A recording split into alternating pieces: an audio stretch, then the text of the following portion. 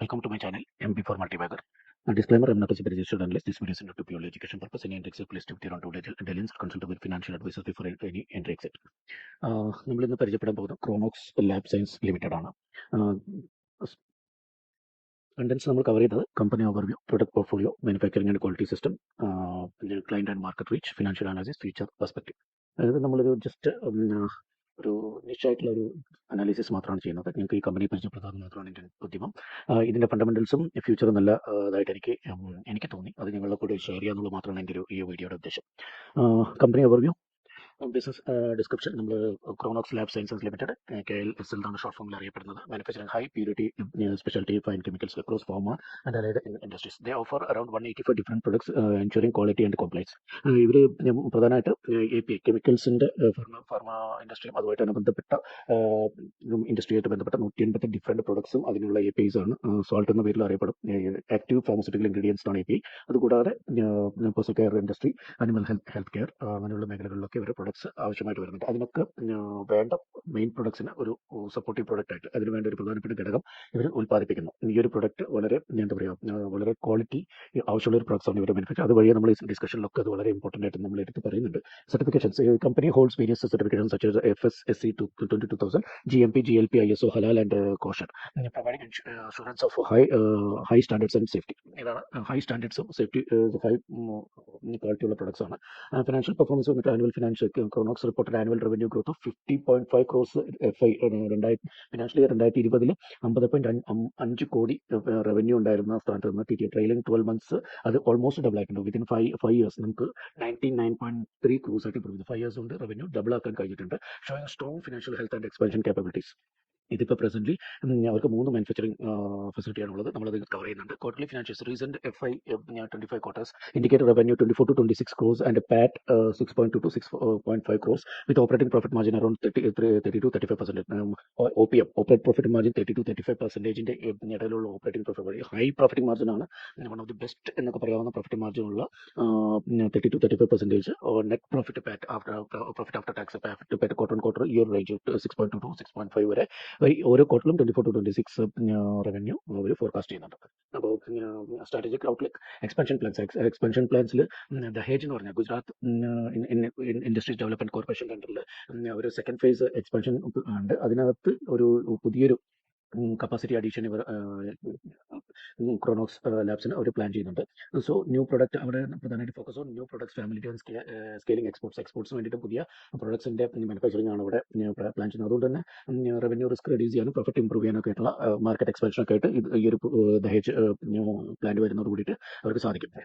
Competitive mode ക്രോണോക്സ് competitive ആയിട്ടുള്ള നമുക്കുള്ള benefits എന്തൊക്കെയാണെന്ന് പറഞ്ഞാൽ how compliance ratings and broad grades and create high switching cost and qualification barriers of competitors. ഈ ഒരു കുറച്ച് കോമ്പറ്റേറ്റർ എന്താ പറയുക, ഈ ഒരു മേഖലയിലേക്ക് കടന്നു വരാൻ കുറച്ച് നല്ല സ്ട്രിക്റ്റ് ആയിട്ടുള്ള സ്ട്രിഞ്ചന്റ് ആയിട്ടുള്ള റോൾസും ക്വാളിഫിക്കേഷൻസും അതുപോലെ തന്നെ ചെക്സ് ഒക്കെ ഒരുപാട് ഉള്ള മേഖലയാണ്. അതുകൊണ്ട് സിംപ്ലി അങ്ങനെ പെട്ടെന്നൊരു ബിസിനസ് ഈ ഒരു മേഖലയിൽ കടന്നു വരുന്നത് കുറച്ച് ഡിഫിക്കൽട്ട് ആയിട്ടുള്ള ഒരു മേഖലയാണ് ഇവർ കൈകാര്യം ചെയ്യുന്നത്. അതുകൊണ്ട് തന്നെ ഈ ഒരു മേഖലയിൽ ഒരു എക്സ്പോഷർ ഉള്ള കമ്പനി എന്ന നിലയ്ക്ക് ഫ്യൂച്ചറിൽ നല്ല രീതിയിലുള്ള ഗ്രോത്ത് കിട്ടാനും പുതിയ എക്സ്പാൻഷൻ വഴി പുതിയ ബിസിനസ് മേഖലയിലേക്ക് പ്രവേശിക്കാനൊക്കെ സാധിക്കും.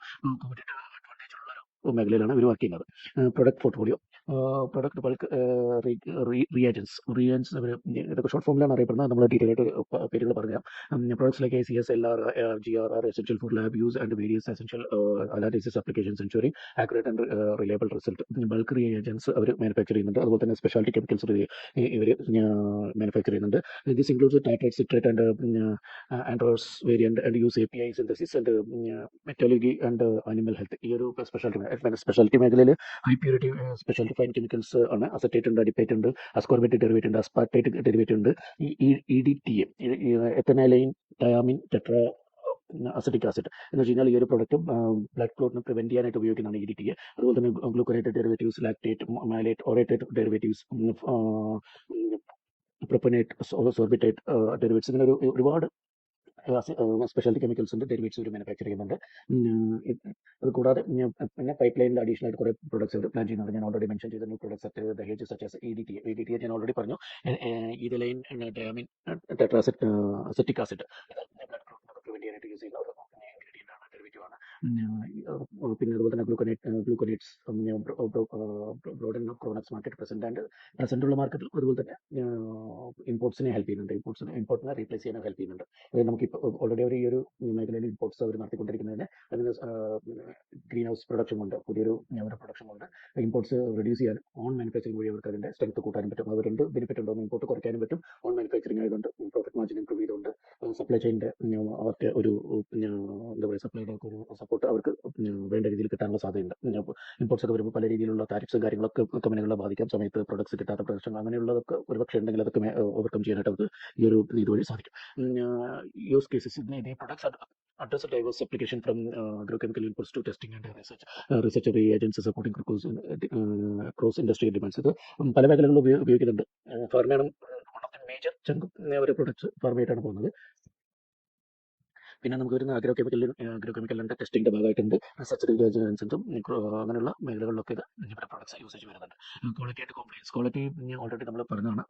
ക്രോണോക്സ് ഡൈവേഴ്സ് സർട്ടിഫിക്കേഷൻ ഗ്യാരണ്ടി ഈ ഒരു സർട്ടിഫിക്കേഷൻസ് ഒക്കെ തന്നെ പ്രൊഡക്റ്റ് ക്വാളിറ്റി സേഫ്റ്റി വളരെയധികം എൻഷുർ ചെയ്യുന്ന, നമ്മൾ ഓൾറെഡി മെൻഷൻ ചെയ്ത ഫസ്റ്റ് സ്ലൈഡിൽ മെൻഷൻ ചെയ്ത ആ ഒരു സർട്ടിഫിക്കറ്റ്സ് ഒക്കെ തന്നെ ക്വാളിറ്റി സേഫ്റ്റി അതുപോലെ തന്നെ വൈറ്റൽ റെഗുലേറ്റഡ് ആ ഒരു പേഴ്സണൽ കെയർ മേഖലയിലും ഫാർമ കെയറിലും വളരെയധികം സ്ട്രിഞ്ചൻ്റ് ആയിട്ടുള്ള ലോസ് ആണ്. കാരണം ലൈഫ് സേവിംഗ് ടെക്സ് ഉൾപ്പെടെയുള്ള മേഖലകളിലൊക്കെ ഈ ഒരു ഇൻഗ്രീഡിയൻസ് യൂസ് ചെയ്യുന്നുണ്ട്. അതുകൊണ്ട് തന്നെ വളരെ സ്ട്രിക്റ്റ് ആയിട്ടും ഉള്ള ലോസ് ആണ് ഇവിടെ ഉള്ളത്. അപ്പോൾ അത്രയും ക്വാളിറ്റി സേഫ്റ്റി അവർ ഈ ഒരു സർട്ടിഫിക്കറ്റ്സ് മുഖാന്തരം എൻഷുർ ചെയ്യുന്നുണ്ട്. അതുപോലെ തന്നെ ഇവർ 10-20ഓളം രാജ്യങ്ങളിലേക്ക് എക്സ്പോർട്ട് ചെയ്യുന്നുണ്ട്. എക്സ്പോർട്ട് ചെയ്യുമ്പോൾ അത്രയും രാജ്യങ്ങളിൽ എക്സ്പോർട്ടിൻ്റെ ഒരു ക്വാളിറ്റി മെയിൻറ്റെയിൻ ചെയ്താൽ മാത്രമാണ് അവർക്കത് എക്സ്പോർട്ട് സാധ്യമാവുള്ളൂ. അപ്പോൾ അതുകൊണ്ട് നല്ല ക്വാളിറ്റി പ്രൊഡക്ട്സ് ആണ്. അതുകൊണ്ട് തന്നെ അവർക്ക് അതിൻ്റെതായ ബെനിഫിറ്റ്സ് മാർക്കറ്റ് ലീഡർഷിപ്സ് ഒക്കെ അവർക്ക് കിട്ടുന്നുണ്ട്. Market leadership the company adherence stringent standards position and its preferred supplier in the regulated industries and markets. അപ്പോൾ റെഗുലേറ്റഡ് മാർക്കറ്റിൽ ഇവർക്ക് നല്ല ലീഡർഷിപ്പ് ഈ ഒരു ക്വാളിറ്റി ചെക്കിംഗ് അത്രയും നിർബന്ധമുള്ളതുകൊണ്ട് തന്നെ അവർക്ക് മെയിൻറ്റെയിൻ ചെയ്യാൻ പറ്റുന്നുണ്ട്. Manufacturing quality systems current facilities 3 plants already mention ചെയ്തു. 3 പ്ലാന്റ്സ് വഡോദരയിൽ 7242 million tonne per annum capacity ഉള്ള 7242 MTPA കപ്പാസിറ്റി ഉള്ള 3 പ്ലാന്റുകൾ ഓൾറെഡി അവർക്കുണ്ട്. പക്ഷേ ഇതിൻ്റെ 3 ഇരട്ടി കപ്പാസിറ്റി ഉള്ള പ്ലാന്റാണ് അവർ പുതിയ ദഹേജിൽ അവർ ഓപ്പൺ ചെയ്യുന്നത്. അതിൻ്റെ ഡീറ്റെയിൽസ് വരുന്നുണ്ട്. Supporting Commons extend product offering. അപ്പോൾ ഇൻഫ്രാസ്ട്രക്ചർ ക്വാളിറ്റി ചെക്കിംഗ് ഒക്കെ ഇൻഫ്രാസ്ട്രക്ചർ ഉള്ളൊരു വളരെ റോബസ്റ്റ് ക്വാളിറ്റി കൺട്രോൾ ഉള്ളൊരു അതുപോലെ തന്നെ പ്രൊഡക്റ്റ് കൺസിസ്റ്റൻസി ഉള്ളൊരു കമ്പനിയാണ്. പ്രൊഡക്റ്റ് ക്വാളിറ്റിയിലോ കൺസിസ്റ്റൻസിയിലോ യാതൊരു രീതിയിലുള്ള കോംപ്രമൈസും വരുത്താത്ത കമ്പനിയാണ്. അപ്പോൾ എക്സ്പാൻഷൻ പ്രൊജക്ട്സ് ദഹേജ് പ്ലാൻ ഇത് നമ്മൾ പറഞ്ഞ എക്സ്പാൻഷൻ 4th പ്ലാന്റ് ആയിട്ട് അവർ മാനുഫാക്ചർ ചെയ്യുന്നത്. ഇപ്പോൾ ഉള്ള കപ്പാസിറ്റിയുടെ ഓൾമോസ്റ്റ് 3 ടൈംസ് 7242 ആയിരുന്നു കഴിഞ്ഞ 3 പ്ലാന്റുകളുള്ളതെങ്കിൽ ആ 3 പ്ലാന്റിൻ്റെക്കാളും ഒരൊറ്റ സിംഗിൾ പ്ലാന്റിൽ അവർ 20,475 ഓൾമോസ്റ്റ് 3 ടൈംസ് എന്താ പറയുക കപ്പാസിറ്റി ഉള്ള പ്ലാനാണ്. Square metre and designed to host new product family scaling export capabilities. അപ്പം വലിയൊരു പ്ലാനാണ് അവർ പ്ലാൻ ചെയ്യുന്നത്. ഗുജറാത്ത് അതൊരു സ്പെഷ്യൽ എക്കണോമിക് സോണിലാണ് ഈ ഒരു പ്ലാൻ അവർക്ക് വരുന്നത്. Risk management staged commissioning of Dahej export to mitigate risk and ensure smooth efficient production capacity. Risk management കുറച്ചുകൂടി സഹായകരമായിരിക്കും. പിന്നെ competitive edge process how to know expect high priority and process audit. ഇതൊക്കെ എന്താ പറയുക അത്ര ഇതല്ല. ഓൾറെഡി നമ്മൾ പറഞ്ഞ കാര്യങ്ങളാണ്. കോമ്പറ്റേറ്റീവ് എഡ്ജിൻ്റെ പ്രധാനപ്പെട്ട കാര്യങ്ങൾ ക്വാളിറ്റി അതിൻ്റെ സർട്ടിഫിക്കേഷനും കസ്റ്റമർ ബേസ് ഒക്കെ തന്നെയാണ്. സ്ട്രിഞ്ചൻ്റ് ആയിട്ടുള്ള റൂൾസും കാര്യങ്ങളൊക്കെയാണ്. അപ്പോൾ clients and market survey research reach okay. Industry coverage വരുന്നത് മെയിൻ ഇൻഡസ്ട്രി സേവ് ചെയ്യുന്നത് ഓൾറെഡി ഞാൻ പറഞ്ഞു സിംഹഭാഗം പോകുന്ന ഫാർമ രീതിക്കാണ്. Supplies diverse sector including pharma. അത് ഏറ്റവും ഇമ്പോർട്ടൻറ്റ് ഫാർമ സെക്ടർ തന്നെയാണ്. റിസർച്ച് ലാബ്സ് ന്യൂട്രാസ്യൂട്ടിക്കൽസ് ഫാർമയുടെ എന്താ പറയുക ബൈ പ്രൊഡക്റ്റ് ആയിട്ട് അല്ലെങ്കിൽ ബൈ ലൈനായിട്ട് വരുന്ന ന്യൂട്രാസ്യൂട്ടിക്കൽസ്. പിന്നെ പേഴ്സണൽ കെയർ റിസർച്ച് ലാബിൽ വരുന്നുണ്ട്. പിന്നെ ആനിമൽ ഹെൽത്തിലും വരുന്ന എൻഷുർ ബ്രോഡർ മാർക്കറ്റ് റീച്ചിലേക്ക് ഇവരെ ഹെൽപ്പ് ചെയ്യുന്ന ഈ ഒരു മേഖലകളാണ് പ്രധാനമായിട്ട് അവർ പ്രൊഡക്ട്സ് മൂവ് ചെയ്യുന്നത്. Notable clients repeated in Indian ഫാർമയിലുള്ള അതുപോലെ vacuum companies as well as international clients more than 20 countries. 20 കൺട്രീസിൽ കൂടുതൽ അവർക്ക് എക്സ്പോർട്ട് ഉണ്ട് from a significant part of customer base. അപ്പോൾ ഇതിൽ തന്നെ ഇന്ത്യയിലെ ഏറ്റവും വലിയ കമ്പനികളായിട്ടുള്ള നമ്മൾ ചിലപ്പോൾ അടുത്ത സൈറ്റിൽ അവർക്ക് അത് പറയുന്നുണ്ടെങ്കിലും ഏറ്റവും പ്രധാനപ്പെട്ട ഇന്ത്യയിലെ നമ്പർ 1 ഫാർമസ്യൂട്ടിക്കൽ കമ്പനി എന്ന് പറയുന്നത് സൺഫാർമയാണ്. അവരൊരു ക്ലൈൻ്റാണ്. പിന്നെ സൈഡസ് ഉണ്ട്, ഡോക്ടർ റെഡ്ഡീസ് ഉണ്ട്, അഡ്വാൻസ് സയൻസ് ഉണ്ട്, സനോഫി ഉണ്ട്, ലോറസ് ബയോ ഉണ്ട്, Cadila pharma, Serum Institute, Piramal, MSL, Davis, ക്ലൈൻമാർക്ക്. ഇത്രയും വലിയ ഏറ്റവും മികച്ച കമ്പനികളാണ്. ഇന്ത്യയിൽ തന്നെ അറിയപ്പെടുന്ന ഏറ്റവും ടോപ്പ് മോസ്റ്റ് റാങ്കിങ്ങിൽ നിൽക്കുന്ന കമ്പനികളാണ് ക്ലയൻസ് ആയിട്ട് വന്നിട്ടുള്ളത് ഇന്ത്യയിൽ തന്നെയുള്ളത്. ഡൊമസ്റ്റിക് ഗുഡ്സ് എക്സ്പോർട്സ് എന്നാണ് ജിയോഗ്രഫിക്കൽ ഡിസ്ട്രിബ്യൂഷൻ വരുന്നത് നോക്കിക്കഴിഞ്ഞാൽ അപ്രോക്സിമേറ്റ്ലി 75% ഈ കമ്പനിയുടെ റവന്യൂ കംസ് ഫ്രം ഇന്ത്യ. ഇന്ത്യയിൽ നിന്നാണ് 75% വരുന്നത്. അതേസമയം റിമൈനിങ് 24 ഫ്രം എക്സ്പോർട്ട്സ്. ഇതാണ് ഒരു റവന്യൂ മിക്സാണ് 75-25. നല്ലൊരു മിക്സാണ്. പിന്നെ മാർക്കറ്റ് ഗ്രോത്ത് ഓപ്പർച്യൂണിറ്റി കൂടി ഉണ്ട്. എക്സ്പോർട്ടിലേക്ക് ഗ്രോത്ത് ഓപ്പർച്യൂണിറ്റി ഉണ്ട്. എക്സ്പോർട്ട് മാർക്കറ്റിലുള്ളത് ഈ company exports fourteens Argentina, Mexico, Australia, Egypt, Spain, Turkey, UK, UAE, China and more. ഇത്രയും പ്രധാനപ്പെട്ട രാജ്യങ്ങളിലേക്ക് ഇവർ കയറ്റുമതി ചെയ്തിട്ടുണ്ട്. അതുപോലെ തന്നെ ഗ്രോത്ത് ഓപ്പർച്യൂണിറ്റി സ്റ്റിൽ പെൻഡിങ്. പുതിയ പുതിയ മാനുഫാക്ചറിംഗ് ഫെസിലിറ്റി വരുമ്പോൾ ഈ രാജ്യങ്ങളിലേക്കും അതുപോലെ തന്നെ പുതിയ രാജ്യങ്ങളിലേക്കും അവർക്കുള്ള ഓപ്പർച്യൂണിറ്റി കൂടുതലുണ്ട്. അപ്പോൾ ക്ലയൻറ്റ് പെനിട്രേഷൻ ടോപ്പ് കസ്റ്റമേഴ്സ് ആയിട്ടുള്ള ഞാൻ ഓൾറെഡി മെൻഷൻ ചെയ്ത കമ്പനികളുടെ ടോപ്പ് 10 കസ്റ്റമേഴ്സിൽ നിന്നായിട്ട് 51% റവന്യൂ വരുന്നത് അവിടെയാണ്. അതൊരു നല്ല കാര്യമാണെന്ന് വെച്ച് കഴിഞ്ഞാൽ നല്ലതാണ്. മീൻ ടൈം ഒരു ചലഞ്ചിങ് ആയിട്ടുള്ള കാര്യങ്ങളാണ്. അപ്പോൾ ഈ കസ്റ്റമേഴ്സിനെ മെയിൻറ്റെയിൻ ചെയ്യുക എന്നുള്ളത് ചലഞ്ചിങ് ആയിട്ടുള്ള കാര്യങ്ങളാണ്. Demonstrating need of diversifying the customer base to reduce the dependency risk. Dependency risk കുറയ്ക്കാനായിട്ട് ഈ ഒരു കസ്റ്റമർ ബേസ് കൂട്ടുക എന്നുള്ളതാണ്. അപ്പോൾ ഓരോ പുതിയ മേഖലകളിലുള്ള പ്രൊഡക്റ്റ് മിക്സ് വരുന്നതോട് കൂടിയിട്ട് അത് സാധ്യമാവും, തീർച്ചയായിട്ടും സാധ്യമാവും. റിസ്ക് മിറ്റിഗേഷൻ, റിസ്ക് എങ്ങനെ കുറയ്ക്കാമെന്നുള്ളത് വെച്ച് കഴിഞ്ഞാൽ continuous effort to secure new clients, പുതിയ ക്ലൈൻറ്റിനെ കണ്ടുപിടിക്കുക വേരിയസ് സെക്ടറിനായിട്ട്. പിന്നെ കോൺസെൻട്രേഷൻ റിസ്ക്. അപ്പോൾ പുതിയ മൂളിക്കൂടുകളൊക്കെ വരുന്നതോടുകൂടി, പുതിയ API സോൾട്ടുകളൊക്കെ വരുന്നതോട് കൂടിയിട്ട് പുതിയ കസ്റ്റമർ ബേസ് ചെയ്യാനും കോൺസെൻട്രേഷൻ, ഒരു കസ്റ്റമറിലുള്ള കോൺസെൻട്രേഷൻ കുറയ്ക്കാനായിട്ട് പുതിയ മേഖലകൾ തേടി പോകാനും അവർക്ക് സഹായിക്കും. ഇപ്പോൾ ഇൻഷുറൻസ് സ്റ്റഡി റവന്യൂ ഫ്ലോ, അതുപോലെ തന്നെ റവന്യൂ ഇൻക്രീസ് ചെയ്യാൻ അത് ഹെൽപ്പ് ചെയ്യുന്നുണ്ട്. പിന്നെ ഫിനാൻഷ്യൽ അനാലിസിസ് ഹിസ്റ്റോറിക് റവന്യൂ എന്ന് പറഞ്ഞു കഴിഞ്ഞാൽ ഓൾറെഡി നമ്മൾ മെൻഷൻ ചെയ്തു. FY20 നമ്മൾ റവന്യൂ 50.5 crores ഉണ്ടായിരുന്നത് TTM ട്രെയിലിംഗ് 12 months ഓൾമോസ്റ്റ് 100% ഡബിളായി, ഡബിൾ ആയിട്ടുണ്ട്. Support to expanding product offering and market. അത് കറണ്ട് മാർക്കറ്റ് എക്സ്പാൻഡ് ചെയ്തിട്ടുണ്ട്.